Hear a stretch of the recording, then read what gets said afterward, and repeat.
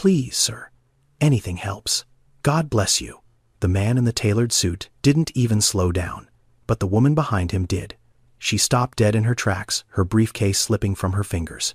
The old woman sat on the scorching sidewalk, her trembling hands gripping a cardboard sign like it was the only thing keeping her alive. Her skin was sun-cracked and weathered, her eyes clouded with age. But there was something in her face, something soft and familiar, like a lullaby you forgot you knew. The man in the suit froze. His face went pale, because he recognized her. But she looked right through him like he was just another stranger. That old woman on the sidewalk had once saved his life, and what he was about to do for her would uncover a secret that had been buried for 30 years. Join me as we dive into this powerful story. But before we do, people told me this channel would never make it. That nobody watches stories like these anymore. I want you and me to prove them wrong. Hit that subscribe button. Share this with someone who needs it. Thank you. Now let's dive in. The penthouse sat on the 42nd floor of the tallest building in Buckhead. Floor-to-ceiling windows, Italian marble, a kitchen that could feed 20, and every single night, Ethan Carlisle ate dinner alone.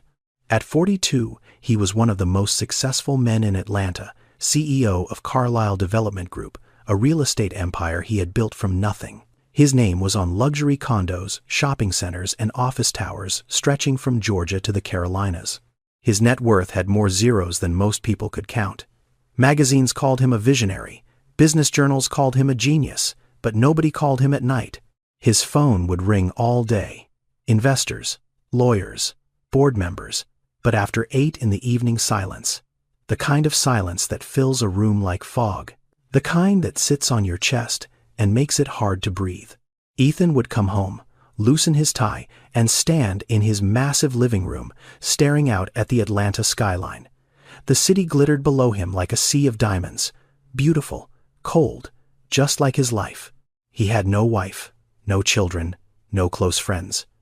He had business partners who respected him and employees who feared him, but not a single person on this earth who truly knew him. His refrigerator was always full. His housekeeper made sure of that. Organic everything, imported cheeses, fresh fruit flown in from California. But there was nobody to cook for, nobody to share a meal with, nobody to ask how his day went. Most nights, he ate standing up at the kitchen counter, a plate of whatever was easiest. Sometimes he didn't eat at all. He would just pour a glass of whiskey and sit in the dark watching the lights of the city blink like distant stars. People envied Ethan Carlisle. They saw the suits, the cars, the penthouse. They saw a man who had conquered the world. They didn't see the boy who still lived inside him, the boy who had grown up with nothing, the boy who had lost everything before he turned 12. The boy who had been saved by a woman whose name he whispered to himself sometimes late at night when the silence got too heavy, Martha. He hadn't seen her in over 30 years. He had tried to find her once back when he first made his money, hired a private investigator, but the trail went cold. She had vanished like smoke. And Ethan had told himself it was fine. He had moved on. He had built something extraordinary out of the wreckage of his childhood. But moving on and healing are not the same thing. And Ethan Carlisle had never healed. He had just learned to function around the wound. Every success felt hollow. Every milestone felt empty. Because the one person who had taught him what it meant to matter, the one person who had made him believe he could be somebody, was gone. And he had never gotten the chance to say thank you. That thought followed him everywhere. Through boardrooms and business dinners, through penthouse parties and charity galas, it sat in the back of his mind like a splinter he couldn't reach. He had everything a man could want, and none of it was enough, because the thing he wanted most wasn't something money could buy. He wanted to find Martha, and he was starting to believe he never would. But life has a way of giving you exactly what you need, at exactly the moment you least expect it. And Ethan Carlisle was about to discover that sometimes the people you've been searching for are closer than you think. To understand why that old woman on the sidewalk meant so much to him, you need to go back, way back, to a small apartment in East Atlanta where the walls were thin and the winters were cold, and where a little boy learned the most important lesson of his life. Ethan was 4 years old when his father left. He didn't remember much about the man, just a deep voice, the smell of motor oil, and then one morning an empty chair at the kitchen table. His mother Lorraine never talked about it. She just got up the next day and went to work. 2 jobs, 6 days a week, cleaning offices in the morning, waitressing at a diner until close. She would come home after midnight, her feet swollen, her eyes hollow, and she would check on Ethan sleeping in his little bed, kiss his forehead, then collapse on the couch because she was too tired to walk to her own room. Lorraine loved her son. That was never in question. But love doesn't pay the bills, and a 4-year-old can't stay home alone. So, Lorraine found Martha. Martha Jenkins was 45 years old. She lived 3 blocks away in a ground-floor apartment with a window box full of flowers. She had raised 6 children of her own, all grown now. Her husband had passed 2 years before, and she needed money. Not a lot, just enough to keep the lights on and the flowers watered. Lorraine couldn't afford much. $40 a week, that's what she offered. Martha looked at her, looked at the little boy hiding behind his mother's leg, and said, "Bring him by tomorrow morning." That first day, Ethan wouldn't let go of his mother's hand. He stood in Martha's doorway, eyes wide, bottom lip trembling. Lorraine knelt down and told him to be good. Then she left for work, and Ethan stood there frozen. Martha didn't rush him. She sat down in her old rocking chair and started humming, a gospel hymn, low and slow, the kind of sound that fills a room like warm water filling a bathtub. After a while, Ethan took a step inside. Then another. Then he sat on the floor near her feet. And Martha just kept humming. By the end of that first week, Ethan was following Martha around her apartment like a shadow. She talked to him while she cooked, explained everything she was doing. "You see this, baby? You gotta let the onions sweat before you add the garlic. Patience. Everything good takes patience." She taught him how to crack an egg without getting shell in the bowl. She taught him how to fold laundry into neat little squares. She read to him every afternoon, old picture books she had kept from her own children. And every night before Lorraine came to pick him up, Martha would hold his face in both her hands and say the same thing. "You don't have to be rich to be somebody, baby. You just have to be kind." Ethan heard that sentence 1,000 times over the next 6 years. 1,000 times. And every single time it landed somewhere deeper inside him. Martha became his world. His mother worked all day. His father was gone. But Martha was always there. Her apartment smelled like cinnamon and fried chicken and old books. It smelled like safety, like home. She taught him to read before he started kindergarten. She helped him with his homework when the schools got harder. She told him stories about her own life, about growing up poor in rural Georgia, about picking cotton as a little girl, about the day she saw Martin Luther King speak on television and knew the world could change. "People gonna look at you and see a poor black boy from the wrong side of Atlanta," she told him once. He was about 9 then. "But you know what I see a king. And don't you ever let nobody tell you different." Those words. Those simple, powerful words. They planted something in Ethan that would grow for the rest of his life. For 6 years, Martha was his anchor, his teacher, his grandmother, his best friend, the one person who made him feel like he wasn't invisible. Then Lorraine got sick. It started with a cough that wouldn't go away, then the weight loss, then the hospital visits that got longer and longer. Lorraine was diagnosed with lung cancer. She had no insurance. The treatment was expensive, and within 8 months, she was gone. Ethan was 11 years old. He remembered the day. The social worker came to the apartment, told him to pack a bag. He asked where he was going. The woman said foster care. He asked if he could stay with Martha instead. The woman shook her head. "She's not a legal guardian." "I'm sorry, sweetie." Ethan ran to Martha's apartment, banged on her door. When she opened it, he threw himself into her arms and sobbed. "They're taking me away, Miss Martha. Please don't let them take me." Martha held him so tight he could feel her heart beat against his cheek. She was crying too. "I'm gonna fight for you, baby. I promise. I'm gonna fight." But she couldn't. She had no legal standing, no money for a lawyer, No way to navigate a system that didn't care about an old woman with empty pockets and a full heart. The social worker came back the next morning. Ethan climbed into the car with his small bag. He pressed his face against the window and watched Martha standing on the sidewalk, getting smaller and smaller, until she disappeared. He never saw her again. And the world he'd known, the world of cinnamon and gospel hymns and someone who believed he was a king, vanished with her. That was 31 years ago. And Ethan Carlisle had spent every single one of those years carrying Martha in his chest like a second heartbeat. Now here is what was happening to Martha during all those years. And this part is hard to tell. Because the world was not kind to Martha Jenkins. After Ethan was taken away, Martha tried to get him back. She called social services. She went to the county office. She wrote letters. But the system moved slow, and Martha had no power to move it faster. Eventually, a caseworker told her the boy had been placed with a family in Savannah. No, she could not have the address. No, she could not visit. Case closed. Martha sat on her apartment steps that evening and cried until she had nothing left. But she kept going. Because that's what Martha did.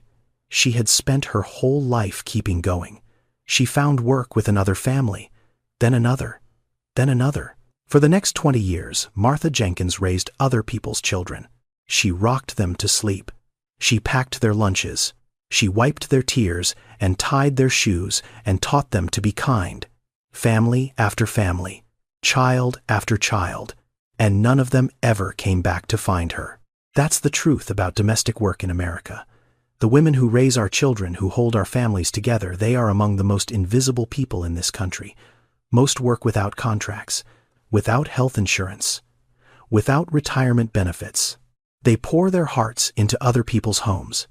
And when they get old, when their backs give out, and their hands start shaking, there is nothing waiting for them. No pension, no safety net, no thank you. Martha was one of them. She worked until her body wouldn't let her anymore. 68 years old and her knees were gone. Her hands ached with arthritis. The families stopped calling. The last family she worked for let her go with 2 weeks' pay and a card that said, "We'll miss you." They never called again. Martha's husband had died years ago. Her savings were small, barely enough to cover a few months of rent. And then there was Denise, Martha's only daughter. Denise had been a bright girl once. Good grades, big smile. But somewhere in her 20s, she fell into the wrong crowd, then the wrong habits. Then the addiction swallowed her whole. Martha tried everything. Rehab programs, prayer, begging. But addiction doesn't listen to a mother's tears. Denise disappeared into the streets, and the few times she came back only for money. When Martha had no more to give, Denise stopped coming back at all. So, Martha was alone, truly alone. The rent went up, her savings went down. She missed 1 month, then 2. The eviction notice came on a Tuesday. She packed what she could into 2 garbage bags and walked out of the apartment she had lived in for 32 years. She sat down on a bench at a bus stop and stared at the street. She was 73 years old, and she had nowhere to go. For over 2 years now, Martha had been living on the streets of downtown Atlanta. She slept in shelters when there was room, under bridges when there wasn't. She ate at soup kitchens and food banks, and sometimes from the trash cans behind restaurants. Martha was one of the fastest-growing demographics of homelessness in America. Elderly women, over 55, often invisible, often forgotten, the kind of people you walk past without seeing. The government counted them in reports that nobody read. The numbers kept climbing, but nobody seemed to notice. And something else was happening to Martha, something she didn't fully understand herself. Her memory was slipping, not all at once, but in pieces, like pages being torn from a book one at a time. She would forget where she'd slept the night before. She would forget what day it was. She would forget names, faces. Early-stage dementia. That's what a volunteer doctor at a free clinic had told her 6 months ago. The stress, the malnutrition, the years of sleeping in the cold, it all accelerated the decline. Some days were better than others. On good days, Martha could remember her daughter's face, her husband's laugh, the smell of her old apartment. On bad days, she couldn't remember her own last name. And that is why, when a man in an expensive suit stopped in front of her on Peachtree Street and looked at her like he had seen a ghost, Martha Jenkins just smiled and said, "God bless you, sir." She had no idea she was looking at the little boy she had once held in her arms and called a king. The boy who had grown up, built an empire, and never forgotten her voice. It was a Thursday afternoon, late September, the kind of day where the Atlanta heat refuses to let go even though summer is technically over. Ethan had just finished a 3-hour board meeting. His driver was waiting out front, but Ethan waved him off. He needed to walk, needed to clear his head. The meeting had gone well. A $200 million development deal in Midtown. Everyone was celebrating, but Ethan felt nothing. He loosened his tie and started walking down Peachtree Street, past the coffee shops and the office buildings and the tourists taking photos, past the construction sites where his own company was putting up another tower of glass and steel. And then he saw her. She was sitting on the sidewalk near the corner of Peachtree and Baker, her back against a brick wall, a cardboard sign in her lap. Her clothes were worn thin. Her shoes had holes in them. And her hands, those hands, they were shaking. Ethan slowed down. Something about her face, something about the way she held her head, tilted slightly to the left, like she was listening to music nobody else could hear. He stopped walking. His heart did something it hadn't done in years. It lurched, like a car hitting a pothole at full speed. He knew that face. He knew it the way you know the face of someone who raised you. Not from photos, not from memory, from somewhere deeper, from the bones. It was Martha, Miss Martha, his Martha. She was older, so much older. Her hair had gone completely white, her cheeks were sunken, her eyes had a cloudy quality that hadn't been there before. But it was her, he was certain of it. The shape of her jaw, the way her lips moved slightly when she wasn't talking like she was always praying. Ethan stood there on the sidewalk for what felt like an hour, but was probably 10 seconds. His briefcase suddenly felt like it weighed 100 pounds. A man in a business suit bumped his shoulder walking past. "Watch it, buddy." Ethan didn't hear him. He walked toward her, slowly, like approaching a dream he was afraid might dissolve. Martha looked up at him and smiled. That same gentle smile, worn down by time and weather and years of sleeping in places no human being should have to sleep, but still there, still warm. "God bless you, sir," she said. "Anything you can spare." Her voice. That voice. It hit Ethan like a fist to the chest. The same voice that had read him stories. The same voice that had sung gospel hymns in a tiny kitchen while onions sizzled on the stove. The same voice that had told him he was a king. But she was looking at him the way you look at a stranger. No recognition. No spark. Nothing. She didn't know who he was. Ethan's throat closed up. He couldn't speak. He just stood there staring at her while the city moved around them like a river parting around two stones. Finally, he managed to get words out. Can I buy you something to eat?" "Oh, that's very kind of you," Martha said. "You don't have to do that. I want to, please." He walked to the deli across the street. His hands were shaking so badly he could barely pull his wallet out. He bought 2 sandwiches, a bottle of water, a cup of hot soup even though it was warm outside, because he remembered. Martha always liked soup. Even in summer, she used to say soup was medicine for the soul. He brought it all back and sat down beside her on the sidewalk, right there on the dirty concrete. In his $3,000 suit, he didn't care. Martha took the soup first. She wrapped both hands around the cup like it was something precious. She sipped it slowly and closed her eyes. "That's good," she whispered. "That's real good." They sat in silence for a moment. Ethan tried to steady his breathing, tried to act normal, but his eyes kept studying her face. The lines around her mouth, the way her fingers trembled, the small scar above her left eyebrow that he remembered from childhood. She had told him she got it from a clothesline when she was a girl. "You're very kind," Martha said, looking at him. "Most people just walk on by. Have you been out here long?" A while now. I lost track. The days kind of run together after a while. Ethan swallowed hard. Do you have any family? Martha's face changed. A shadow passed over it like a cloud crossing the sun. I have a daughter. Somewhere. We lost touch a long time ago. My fault, her fault. I don't know anymore.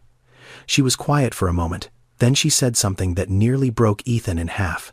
I used to take care of children. That was my work. My whole life. I raised other people's babies. She smiled. A faraway smile. There was this one little boy. Long time ago now. Ethan. Sweetest child I ever knew. His mama worked so hard, and he was just this little thing with big eyes and a bigger heart. Ethan stopped breathing. I wonder where he is now, Martha said softly. I hope he's doing okay. I think about him sometimes, more than I probably should. Ethan's jaw tightened. He could feel tears building behind his eyes like water pressing against a dam. He dug his fingernails into his palms. I'm sure he's doing fine, ma'am, he said, and his voice cracked on the last word. Martha looked at him, really looked at him. For a moment, something flickered in her eyes, something old and deep. But then it was gone. The fog rolled back in. You remind me of someone, she said. Then she laughed softly. But I say that to everybody these days. My memory isn't what it used to be. Ethan stood up. He had to, because if he stayed one more second, he was going to fall apart right there on the sidewalk. He reached into his wallet and pulled out every bill he had. $300. He pressed it into Martha's hands. Please take this. Oh, honey, that's too much. I can't. Please. Martha looked at the money, then at him, and she nodded slowly. God bless you, she said. You're a good man. I can tell. Ethan turned and walked away. He made it around the corner. He made it to an alley between two buildings. And then his legs gave out. He leaned against the wall and cried. Not quiet tears. Not dignified tears. The kind of crying that comes from 30 years of silence breaking open all at once like a dam that finally gives way. The woman who had saved him was sleeping on the streets. And she didn't even remember his name. That night, Ethan didn't sleep. He sat in his penthouse, staring at the ceiling, and for the first time in his adult life, his money felt like a curse. He had everything. Martha had nothing. And the distance between those two facts felt like the most obscene thing in the world. By 2 a.m, he had made a decision. He picked up his phone and called Raymond Price. Raymond was a private investigator Ethan had used for business matters, background checks on partners, due diligence on acquisitions. But this wasn't business. Raymond, I need you to find out everything you can about a woman named Martha Jenkins. She's approximately 75 years old, currently homeless, living on the streets near Peachtree and Baker in downtown Atlanta. I need medical history, family connections, how she ended up on the streets, everything. Raymond didn't ask questions. That's why Ethan liked him. I'll have something for you by end of week. 3 days later, the report landed on Ethan's desk. It was 14 pages long, and reading it felt like swallowing broken glass. Martha Jenkins, age 75. No fixed address for the past 26 months. Previously evicted from an apartment in Vine City after falling behind on rent. No income, no savings, no active bank account. Medical records from a free clinic visit 6 months prior showed early-stage dementia, untreated type 2 diabetes, severe malnutrition, and chronic joint pain. The volunteer doctor had recommended follow-up care. Martha never returned. And then there was Denise, Martha's only daughter, age 48, last known address in Birmingham, Alabama. History of substance abuse spanning 15 years, multiple arrests, 2 stints in rehab. But here was the part that caught Ethan's attention. Denise had been clean for 3 years. She was working as a kitchen prep cook at a restaurant in Birmingham. She was enrolled in a GED program. She was rebuilding her life, but she had no contact with her mother. The report noted that neighbors said Martha had refused to tell Denise where she was. The shame. An old woman living on the streets. She couldn't bear for her daughter to see it. Ethan set the report down and stared out his office window. The Atlanta skyline stretched before him. Buildings he owned, projects he had built, billions of dollars of concrete and glass and steel. And somewhere down there on a dirty sidewalk, the woman who had taught him to read was slowly disappearing. He was not going to let that happen. But Ethan knew it wasn't as simple as writing a check. Martha was proud. She had always been proud. If he showed up and announced who he was and tried to sweep her off the streets, she might refuse. She might be too ashamed. She might shut down completely. And there was Denise, Martha's daughter, living 3 hours away, clean for 3 years, but drowning in guilt. Mother and daughter separated by shame on both sides. Each one thinking the other had given up. Ethan needed a plan. Not a scheme, not a manipulation, a real plan, one built on honesty. He would go back to Martha. He would spend time with her, build trust, and when the moment was right, he would tell her who he was. No tricks, no disguises, just the truth. And he would find Denise, bring her home, give Martha back the one thing no amount of money could buy, her family. He picked up his phone and called his assistant. Cancel my meetings for the rest of the week. All of them. Sir, you have the Richmond presentation on Friday. The board is expecting cancel it. Mr. Carlyle, are you sure? I've never been more sure of anything in my life. The next afternoon, Ethan returned to Peachtree Street. He had changed out of his suit, jeans, a plain gray t-shirt. He carried 2 bags. One filled with hot food from a soul food restaurant he remembered Martha talking about decades ago. Fried chicken, collard greens, cornbread, mac and cheese. The other bag had bottled water, a warm blanket, and a pair of thick socks. He found Martha in the same spot. She looked up when she saw him and smiled. The same gentle smile from the day before. Oh, it's you again, the kind man. I brought you some food, Ethan said, sitting down beside her. I hope you like soul food. Martha opened the container and her eyes went wide. Lord, have mercy. Is that Mama Jean's fried chicken? You know it? Know it. Baby, I used to take a little boy there every Friday after school. It was our tradition. She picked up a piece of chicken and took a bite. Her eyes closed. Tastes exactly the same. Ethan's heart was hammering. He had remembered. Mama Jean's. Every Friday. She would spend her own money. Money she didn't have to buy him a 2-piece dinner, because she said every child deserved something to look forward to. Tell me about him, Ethan said carefully. The little boy. Martha chewed slowly, thoughtfully. His name was Ethan. Ethan Carlyle. Skinny little thing. Always asking questions. Why is the sky blue? Why do birds sing? How come some people got more than other people? She laughed. I never had all the answers. But he didn't care. He just wanted somebody to listen. Sounds like a good kid. The best. Martha's voice softened. Most of the families I worked for, they treated me like furniture. I was just the help. Come in, watch the kids. Don't touch the good china. Don't sit on the couch. But Ethan, that little boy, looked at me like I was somebody. He used to say I was his real family. She paused, and the sadness crept back into her face. I think about what happened to him. After his mama passed, they took him away, and I couldn't stop it. I tried.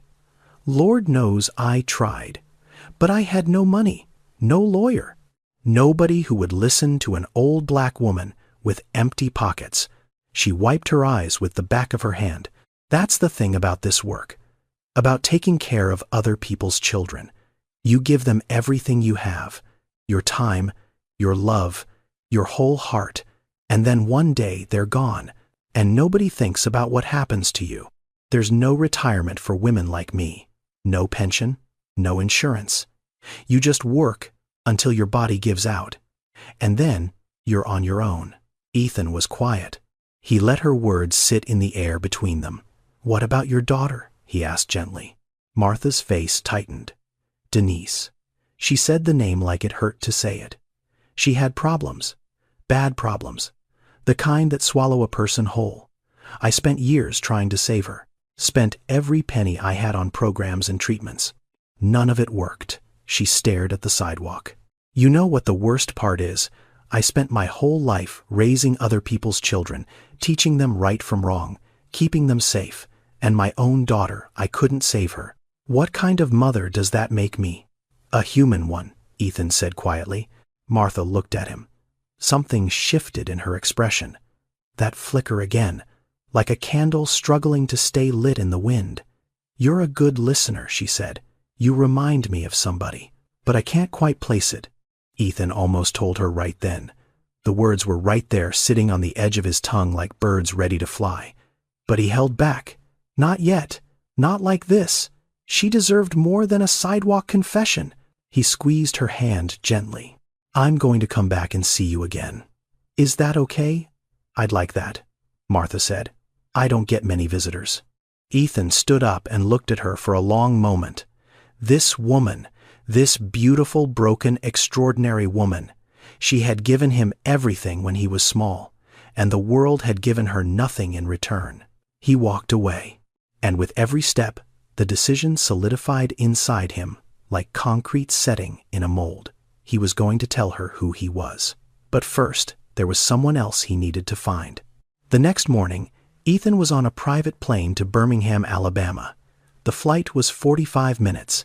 He spent every second of it rehearsing what he was going to say. He still didn't know if it would work. Raymond had provided Denise's address. A small apartment complex on the south side of the city. Nothing fancy. 2 stories. Cracked parking lot, but clean, maintained. The kind of place where people were trying. Ethan pulled up in a rental car at 4 in the afternoon. He had timed it to catch Denise after her shift at the restaurant. He sat in the car for 10 minutes staring at the building. What was he doing, a billionaire from Atlanta, showing up at a stranger's door to talk about her mother? How would that even sound? Who would believe it? But he got out of the car anyway, because he had made a promise to himself on that sidewalk. And Ethan Carlisle didn't break promises. He knocked on the door of apartment 214. Footsteps inside. A pause. Then the door opened. Just a crack. A chain lock still engaged. A woman's face appeared in the gap. Late 40s. Tired eyes but clear eyes. Sharp alert. The look of someone who had learned to be careful because the world had not been gentle with her. "Can I help you? Are you Denise Jenkins?" The eyes narrowed. "Who's asking? My name is Ethan Carlisle. I'm from Atlanta. I know your mother, Martha." The door didn't move. But something changed in Denise's face. A tightening around the mouth. A flash of something in her eyes. Fear. Or maybe hope. Maybe both. "I don't know what you're selling," Denise said. "But I'm not interested. I'm not selling anything. Your mother was my nanny. She raised me when I was a child. I found her last week on the streets of downtown Atlanta. She's homeless, Denise, and she needs help." Silence. Long silence. Then the chain lock slid off. The door opened wider. Denise stood there in a kitchen apron, flour on her hands. Her eyes were filling with tears. "What did you say? Your mother is living on the streets." "She's been out there for over 2 years. Denise's hand went to her mouth. She stepped backward like she had been hit. She bumped into the wall behind her and slid down until she was sitting on the floor. No, she was shaking her head. "She told me she was fine. The last time we talked, she said she had an apartment. She said she was managing." "That was before the eviction," Ethan said gently. He crouched down to her level. "She didn't want you to know." "Why?" The word came out broken, jagged, like a piece of glass. "Because she was ashamed. She didn't want you to see her like that." Denise pressed her palms against her eyes.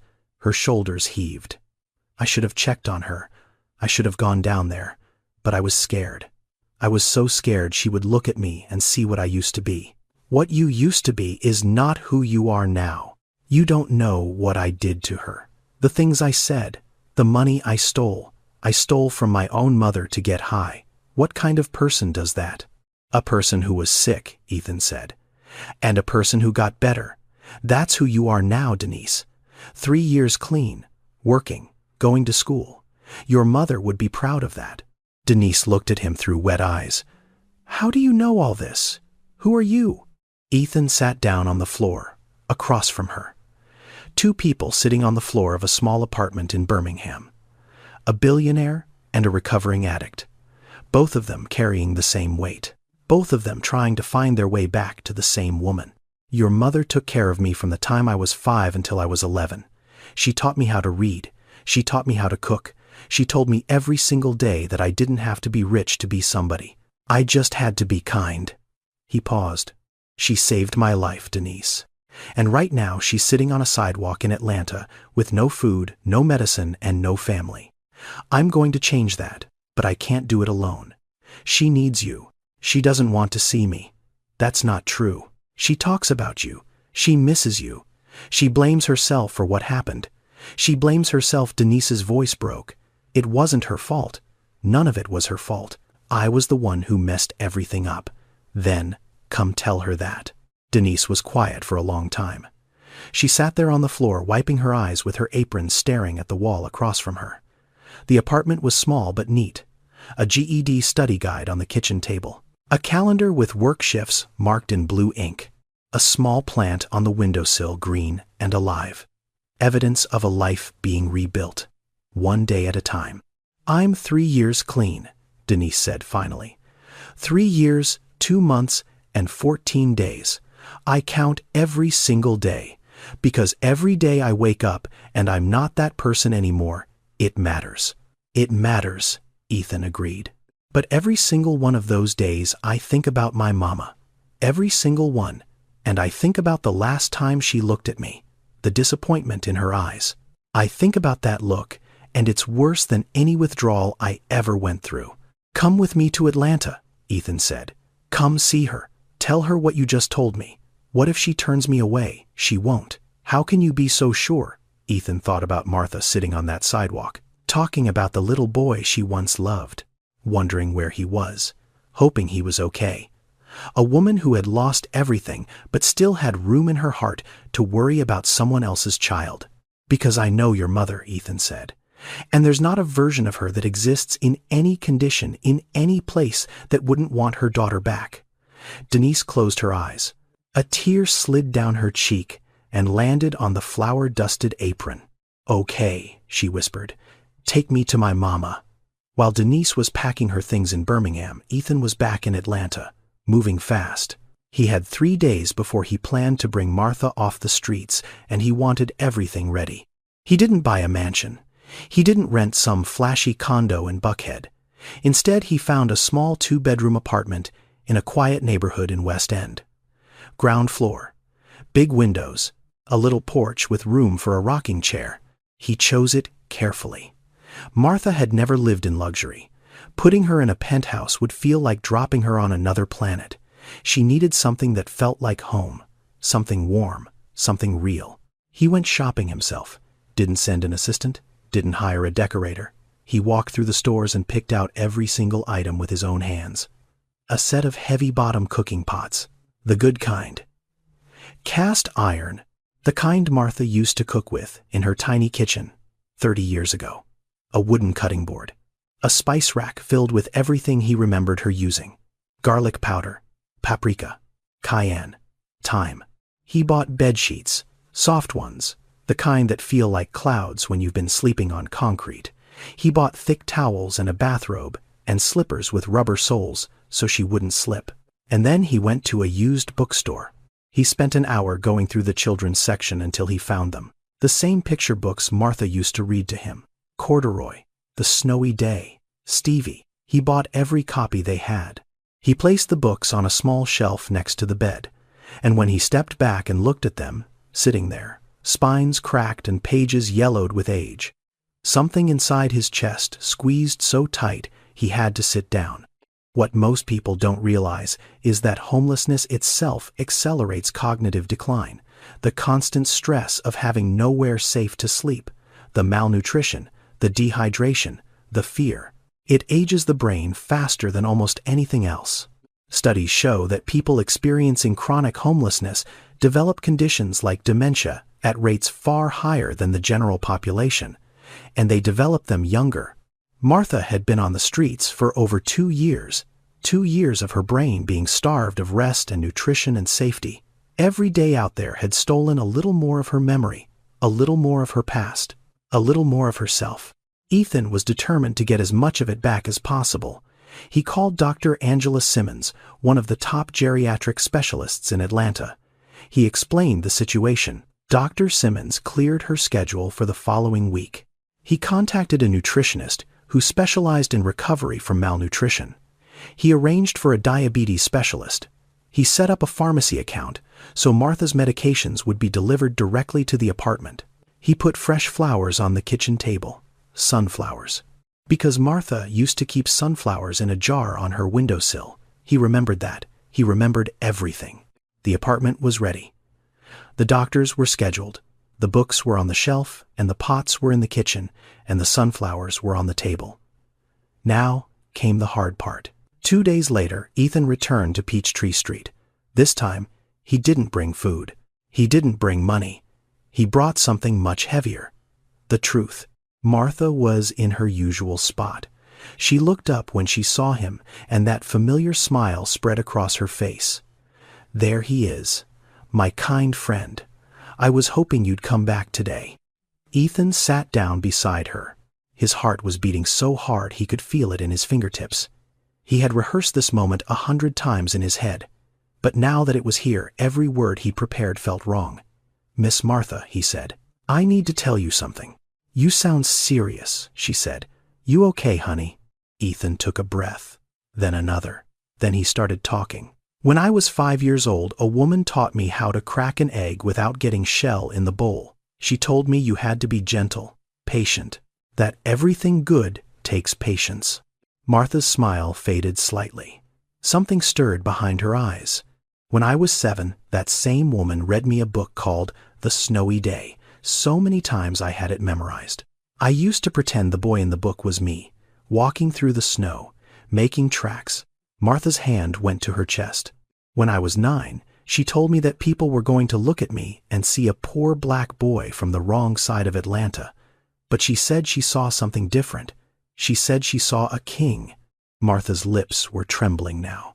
Her clouded eyes were searching his face, searching hard, like someone trying to read a sign through heavy rain.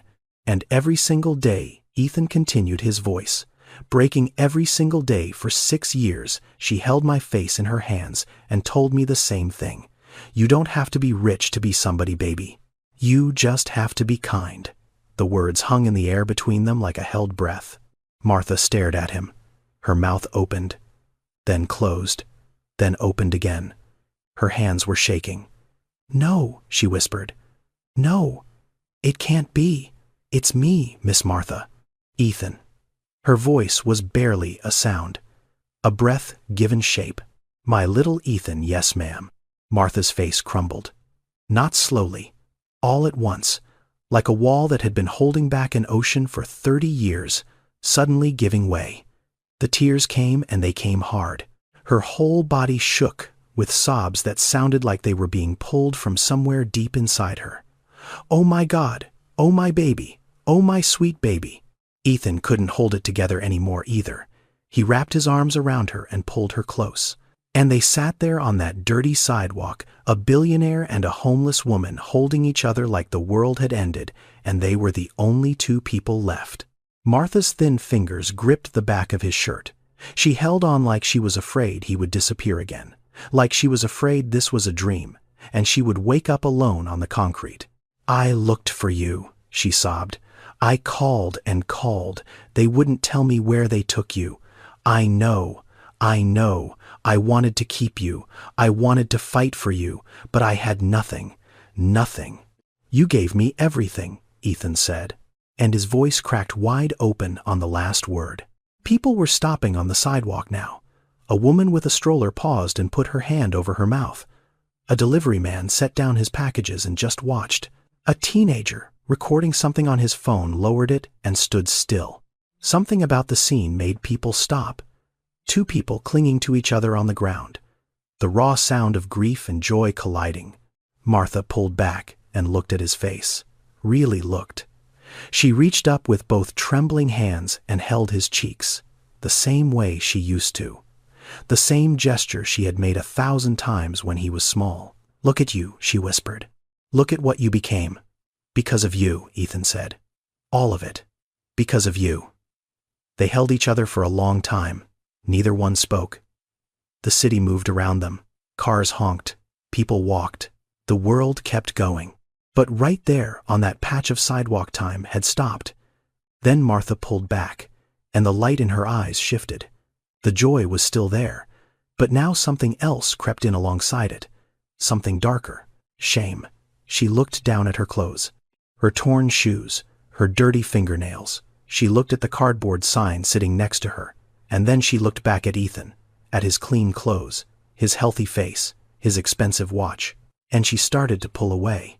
You shouldn't be here, she said quietly. You shouldn't see me like this. Miss Martha, don't. Look at me, Ethan. Look at what I've become. I'm sitting on the ground begging for change. And you built yourself into something. I don't want you to remember me this way. She tried to stand up. Her knees buckled. Ethan caught her arm. I'm not leaving, he said firmly. You should. You have a life. An important life. You don't need some old woman from the past dragging you down. Dragging me down, Ethan's voice was steady now. The tears were still on his face, but underneath them was something solid, something unbreakable. Miss Martha, you are the reason I have a life. You taught me how to read. You taught me how to cook. You taught me that I mattered when every single thing around me said I didn't. That was a long time ago. It was yesterday. It was this morning. It's right now. I carry your words with me every single day, every board meeting, every negotiation, every time I want to give up, I hear your voice. You don't have to be rich to be somebody. You just have to be kind. Martha was crying again, but differently now. Quieter. The sobs had given way to something deeper. A slow, steady stream of tears that came from a place beyond sadness, beyond joy. From that place where the two things meet and become something else entirely. I don't need charity, Ethan. I've survived this long on my own. This isn't charity. Then what is it? It's family. He said it simply. The way you say something that doesn't need decoration. That just is. You are my family. You always were. And family takes care of each other. Here's what people don't understand about homelessness. When someone has been on the streets long enough, accepting help becomes almost impossible. It's not stubbornness. It's not pride exactly. It's something deeper than that. When the world has taken everything from you, the only thing you have left is your independence, your ability to survive on your own terms. Accepting help means admitting you can't do it anymore. And that feels like losing the last piece of yourself. Martha was caught in that trap. She had survived 2 years on the streets through sheer willpower. Accepting Ethan's help meant admitting she was broken. And she had spent her whole life being strong for other people. But Ethan understood this because he understood her. Miss Martha, he said gently, I'm not asking you to let me save you. I'm asking you to let me be your family again. I need you in my life. I've needed you for 31 years. You don't need me, Martha said, her voice thin. Look at everything you've done without me. I've done it all without you. And it's been empty, every success, every milestone, empty. Because the one person I wanted to share it with wasn't there. Martha looked at him for a long time. The clouds in her eyes seemed to clear just for a moment, and in that moment she saw him, not the billionaire, not the CEO, the little boy who used to sit on her kitchen floor and ask why the sky was blue. You really need me, she asked, barely above a whisper, more than you know. Martha was quiet. A pigeon landed near them and pecked at a crumb on the sidewalk. The afternoon sun was moving behind the buildings, casting long shadows across the street. Okay, she said finally. Okay, baby, I'll come with you, Ethan exhaled. A breath he felt like he had been holding for 31 years. But I'm not moving into some fancy place, Martha added, a tiny flash of her old stubbornness returning. I don't need marble floors and champagne, Ethan smiled. The first real smile he had smiled in as long as he could remember. No marble floors, he promised. Just a kitchen with good pots and a shelf full of picture books.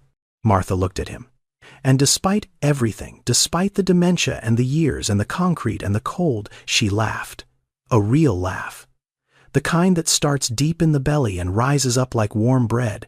You remember the books. I remember everything, Miss Martha. Everything. The next morning, Ethan brought a car to Peachtree Street. Not a limousine, a simple sedan. Martha was waiting for him with her few belongings in a plastic bag. She looked nervous, like a child on the first day of school. The drive to West End took 20 minutes. Martha sat in the passenger seat looking out the window. She didn't say much, just watched the city go by. When they pulled up to the apartment building, Martha studied it carefully. It was modest, brick, clean. A small porch with a rocking chair that Ethan had placed there that morning. "This is it," she asked. "This is it." They walked inside, and Martha stopped in the doorway. The apartment was small, warm. Sunlight came through the big windows and fell across the hardwood floors like honey. There were sunflowers on the kitchen table, a rocking chair in the living room, and on a shelf beside the bed, a row of picture books with worn spines and yellowed pages. Martha walked slowly through the rooms, her hand trailing along the walls. She touched the kitchen counter. She opened a cabinet and saw the cast iron pots. She picked one up and held it in both hands like she was holding something sacred. Then she saw the books. She pulled The Snowy Day from the shelf and pressed it to her chest. She stood there in the middle of the bedroom, holding that old picture book, and she cried. But these were different tears. Not the tears of the sidewalk, not the tears of recognition or shame. These were the tears of someone who had forgotten what it felt like to be cared for, and was remembering. "You did all this," she whispered. "Yes, ma'am. The pots, the sunflowers, the books. You remembered all of it.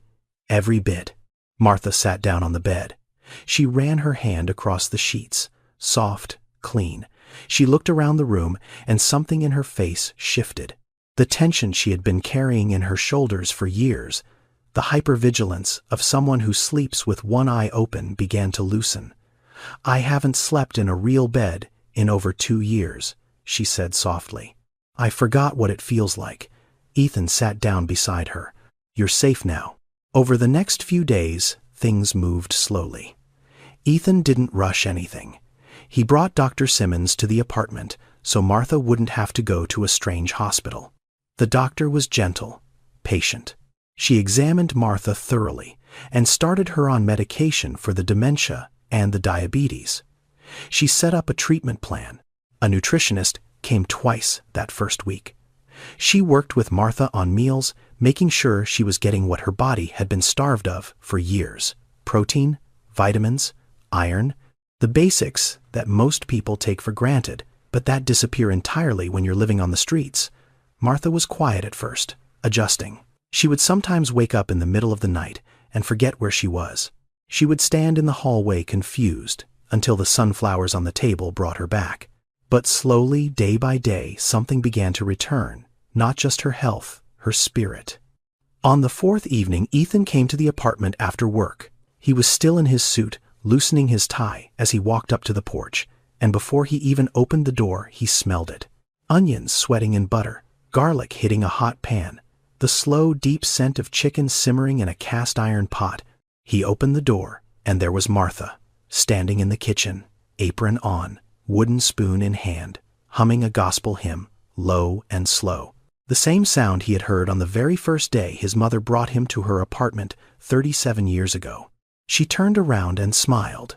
"Sit down, baby. Dinner's almost ready." Ethan sat at the small kitchen table. He watched her cook, the way she moved around the kitchen like she was dancing, the way she tasted the broth and added a pinch more salt, the way she talked to the food like it could hear her. "Come on now, don't burn on me." And when she set the plate down in front of him, fried chicken and collard greens and cornbread and mac and cheese made from scratch, made with love, made with hands that still remembered even when the mind sometimes forgot, Ethan took one bite, and the taste hit him like a freight train. It was the same, exactly the same flavor from a tiny kitchen in East Atlanta 30 years ago, the same meal that had made a scared little boy feel like he was home. "Miss Martha," he said, his voice thick, "it tastes exactly the same." Martha sat down across from him. and folded her hands. Some things don't change, baby. The recipe remembers even when I forget. They ate together in the small kitchen, with the sunflowers on the table and the picture books on the shelf. And for the first time in 31 years, Ethan Carlisle did not eat alone. Ethan hadn't told Martha that Denise was coming. He wanted to. But something told him that if Martha knew, the anxiety would eat her alive, the waiting, the wondering. What if Denise changed her mind at the last minute? What if the plane got delayed? What if? Better to let it happen naturally. Denise arrived in Atlanta on a Tuesday morning. Ethan picked her up at the airport himself. She stepped off the plane carrying a small duffel bag and wearing the same kitchen apron she'd had on when he first knocked on her door. She hadn't even realized she was still wearing it until she got to the gate.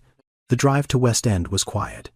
Denise sat in the passenger seat with her hands folded tight in her lap, staring at the road ahead.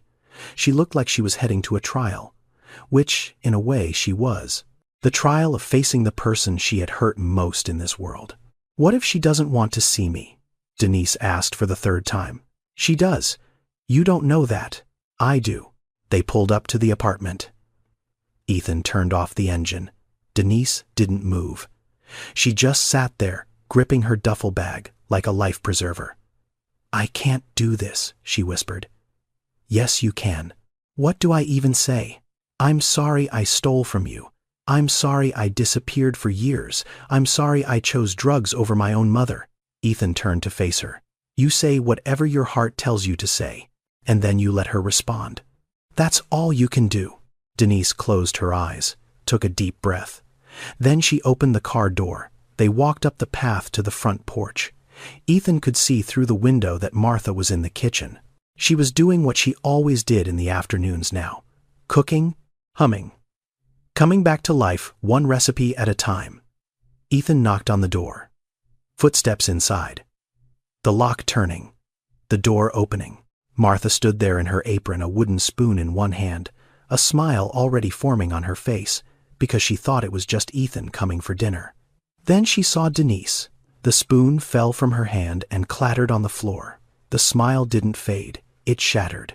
And what replaced it was something beyond words, beyond expression. It was the face of a mother seeing her lost child. The face of every prayer she had ever whispered in the dark, being answered all at once. Denise. Martha's voice was barely a breath. Baby Denise crumbled. Right there on the porch. Her knees buckled and she grabbed the doorframe to keep from falling. The tears came so fast and so hard that she couldn't speak. She opened her mouth, and nothing came out except a sound that wasn't quite a word, a sound that was older than language, the sound a child makes when they finally come home. Mama! Mama, I'm so sorry. I'm so sorry for everything. Martha didn't hesitate. Not for 1 second. She stepped forward and wrapped her arms around her daughter and pulled her inside. They sank to the floor together right there in the hallway, holding each other so tight it looked like they were trying to merge into one person. My baby, Martha kept saying. My baby girl. Ethan stepped inside quietly and closed the door behind him. He stood in the corner of the living room watching. He didn't say a word. This wasn't his moment. This belonged to them.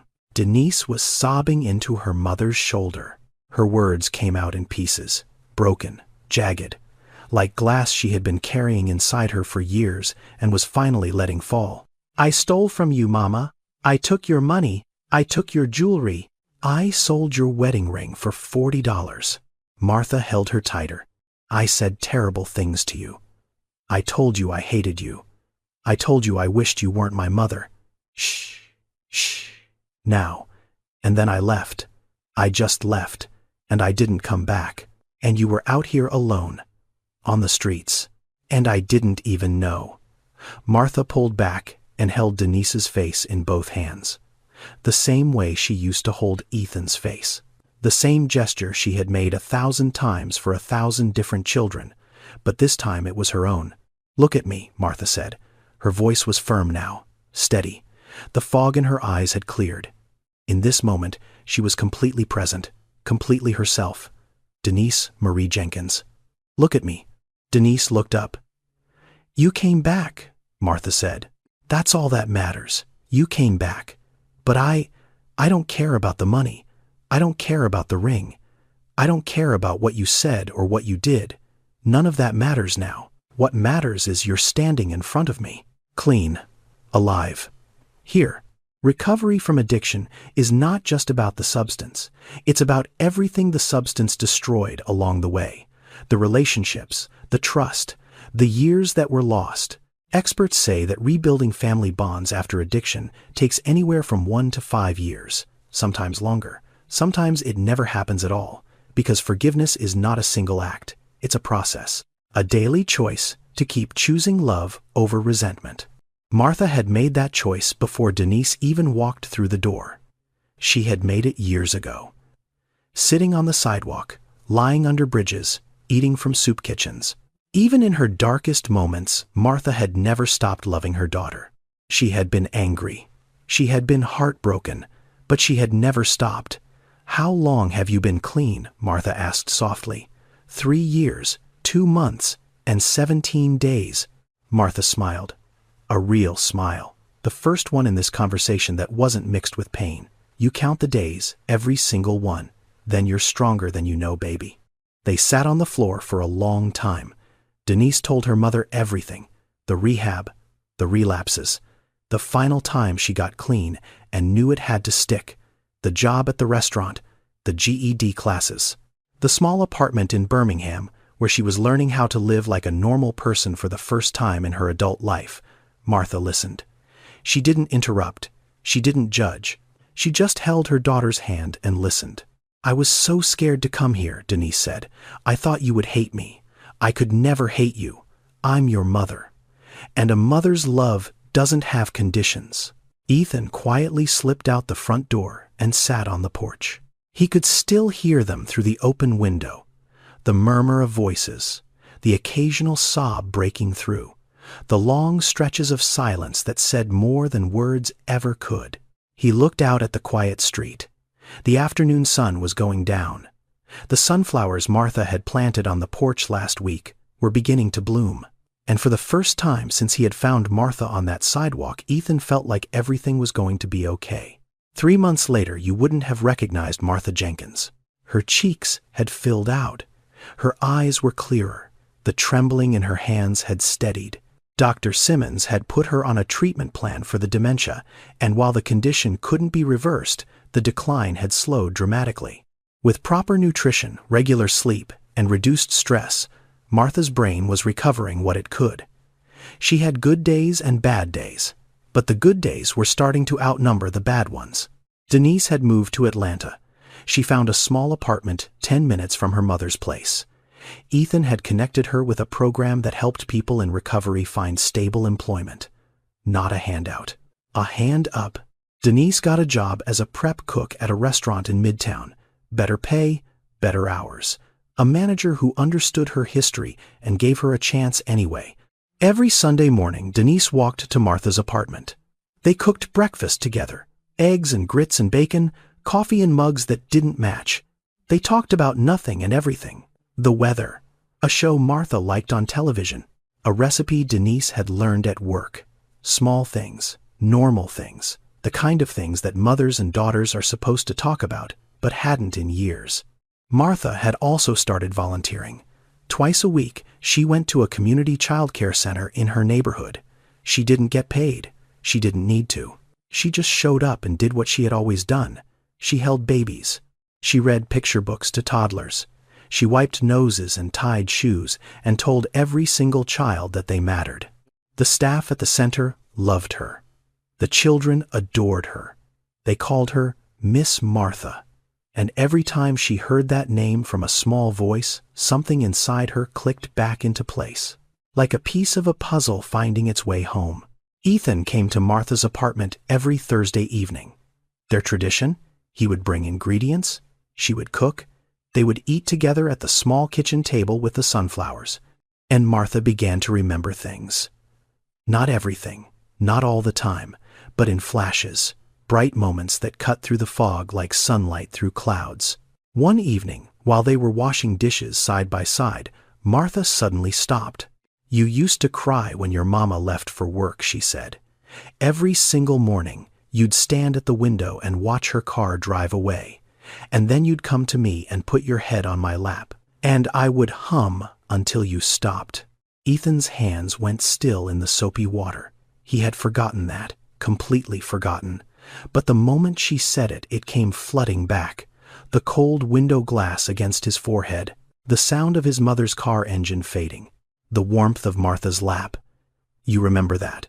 Some things the mind forgets, but the heart keeps. On another evening, Martha brought out something she had been keeping in her bedside drawer. A small, worn envelope. She placed it on the table in front of Ethan. "What is this?" he asked. "Open it." Inside was a photograph. Small, creased, faded. A little boy sitting on a kitchen counter with a huge grin, missing 2 front teeth, holding a wooden spoon. Flour all over his face. Ethan stared at it. His chest tightened. "That's me," he whispered.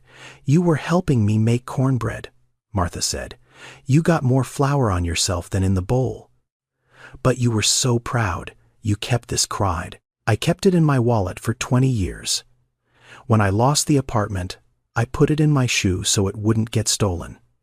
Carried it everywhere. Through shelters, under bridges. I didn't always remember your name, but I always remembered your face." Ethan held the photograph in both hands like it was made of glass. The image was barely visible.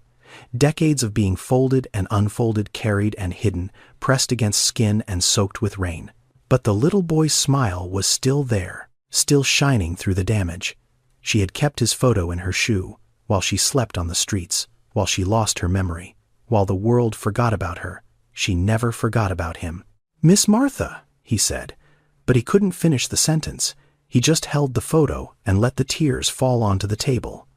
Martha reached over and put her hand on his. "You were always my boy, Ethan, even when I couldn't remember why." Something was happening to Ethan Carlisle, slowly, quietly, like ice melting at the edges of a river. The man who had built walls around his heart, who had eaten dinner alone for 15 years, who had measured every human interaction by what it could produce, that man was changing. It started small. He noticed things he hadn't noticed before. His assistant, Gloria, who had worked for him for 8 years. He had never asked her about her family. Turned out she was raising 3 kids on her own. Her husband had passed away 2 years ago. She came to work every day at 6 in the morning, because the early shift meant she could pick her kids up from school. Ethan had never known, never thought to ask. He started asking. Not in a corporate way, not performance reviews and feedback sessions. Just asking, "How are you? How are your kids? Is there anything you need?" The first time he did it, Gloria looked at him like he had sprouted a second head. "Are you feeling okay, mister?" "Carlisle, I'm fine, Gloria. I'm trying to be better."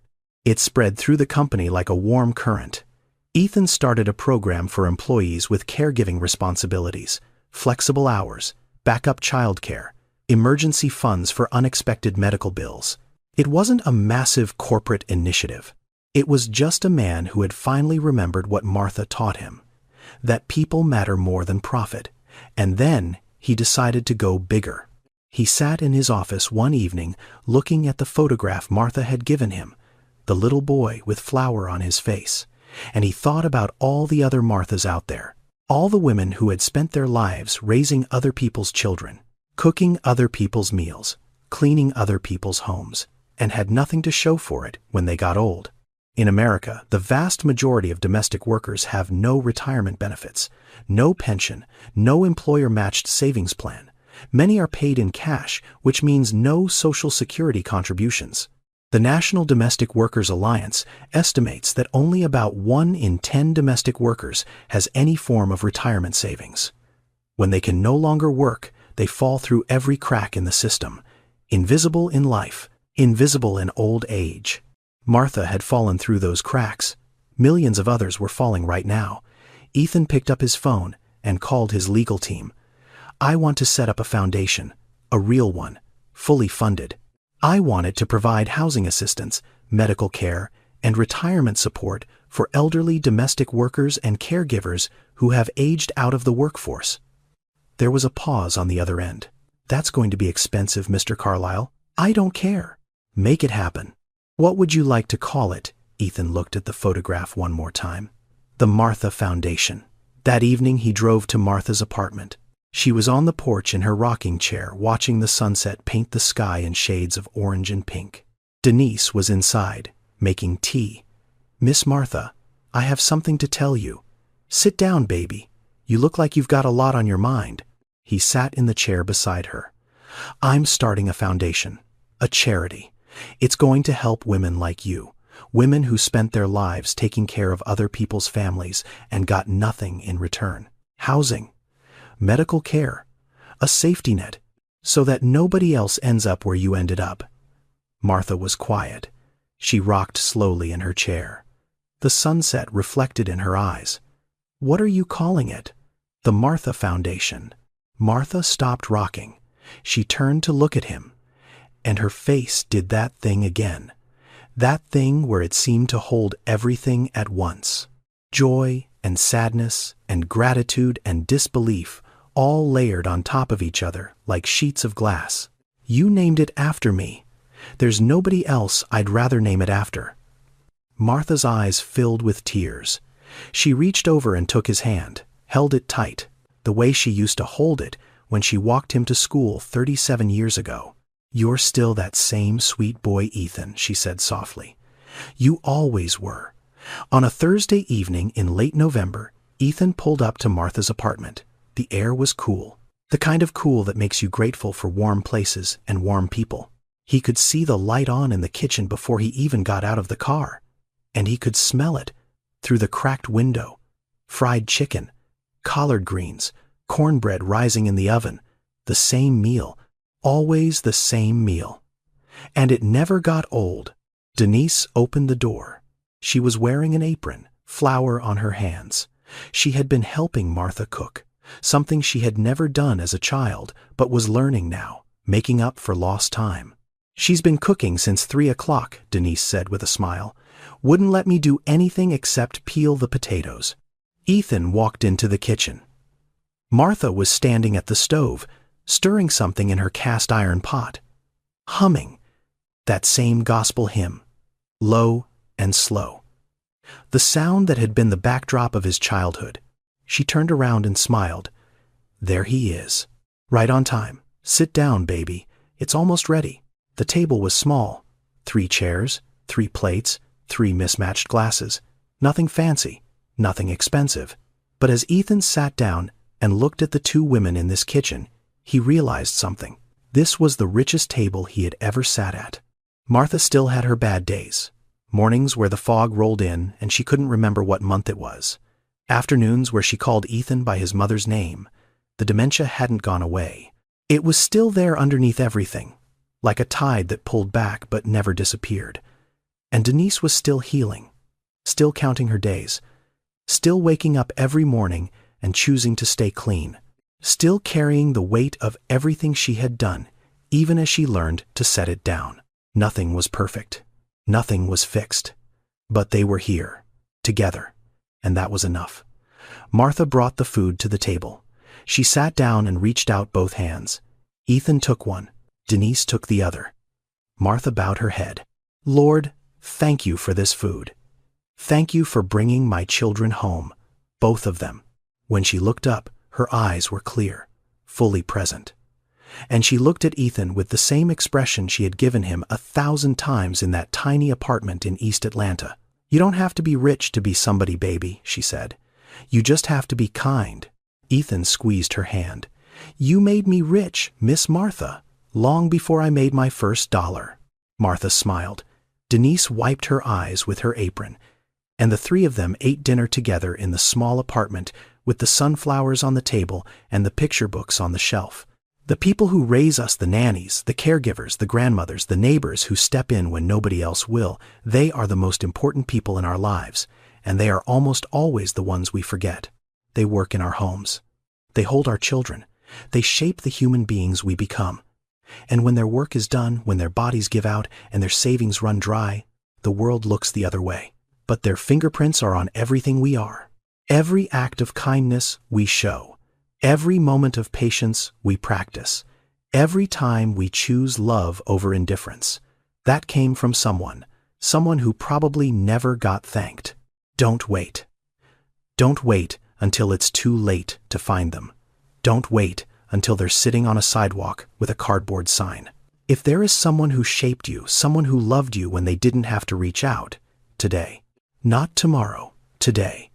Because sometimes the smallest act of remembering is the greatest act of love.